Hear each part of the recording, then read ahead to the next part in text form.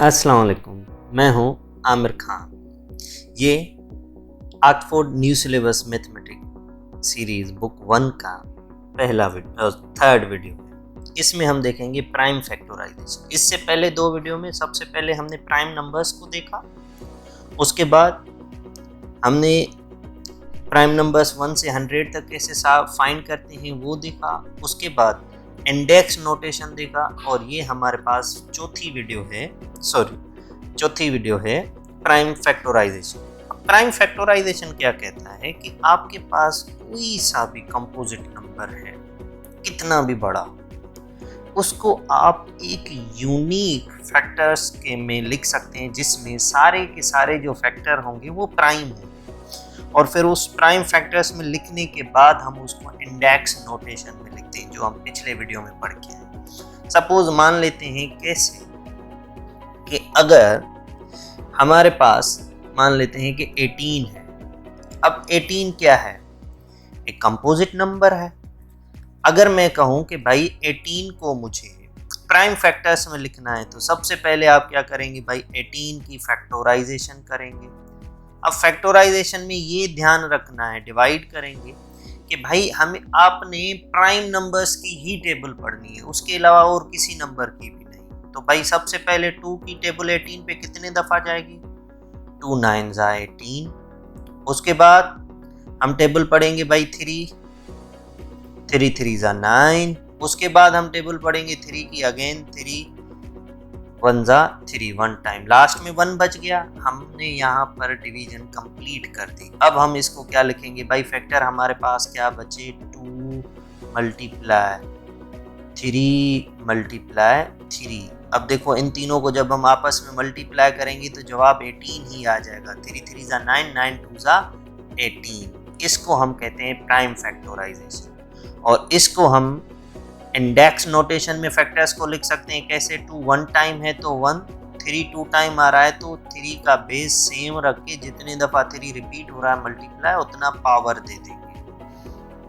तो कोई सा भी बड़ा आपके पास कंपोजिट नंबर हो, आप उसको एक यूनिक फैक्टराइजेशन में लिख सकते हैं, प्राइम फैक्टराइजेशन में। कोई सा भी नंबर आपके दिमाग में आ रहा है आप निकालें, उसको लिख सकते हैं। जैसे मैं कह रहा हूं कि भाई 36 देख लेते हैं।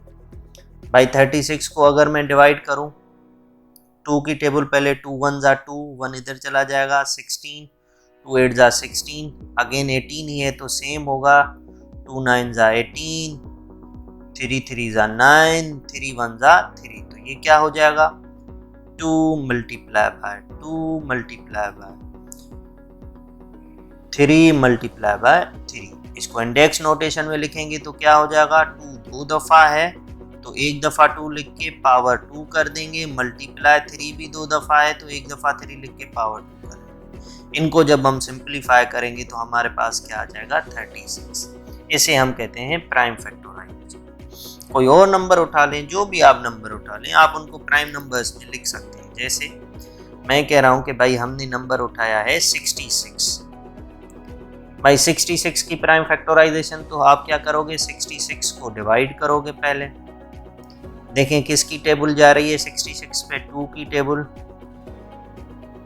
2 3 जा 6, 2 3 जा 6, अगेन 2 की, और 2 की टेबल तो नहीं जा रही। अगेन अब हम देखेंगे किसकी टेबल, तो 3 की टेबल, 3 1 जा 3, 3 1 जा 3। अब हम देखेंगे सिर्फ प्राइम नंबर्स की ही टेबल पढ़नी है, तो 3 के बाद 5 की टेबल नहीं जा रही, 5 के बाद प्राइम आपके पास कौन सा आता है, 11 11 की टेबल, 1 टाइम 11 1 जा 11। तो प्राइम फैक्टराइजेशन क्या हो गई, 2 मल्टीप्लाई बाय 3 मल्टीप्लाई बाय 11। तो आपके पास कोई सा भी नंबर हो, कंपोजिट नंबर, कितनी भी बड़ी वैल्यू हो, 2 डिजिट्स पे हो, 3 डिजिट्स पे हो, 4 डिजिट्स पे हो। जैसे 3 डिजिट वाला एक नंबर उठाते हैं, मैं कह रहा हूं 106। क्या इसको हम लिख सकते हैं प्राइम नंबर्स? ठीक।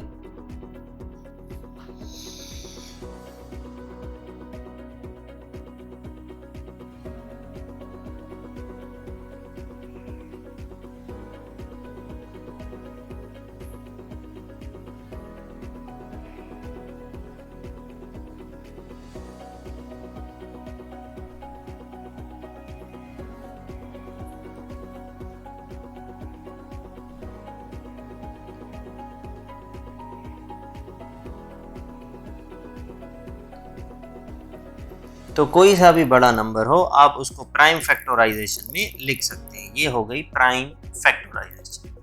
अब हम नेक्स्ट वीडियो में चलेंगे। अब हम नेक्स्ट वीडियो में जो इस बुक की पहली एक्सरसाइज है 1A वो सॉल्व करेंगे।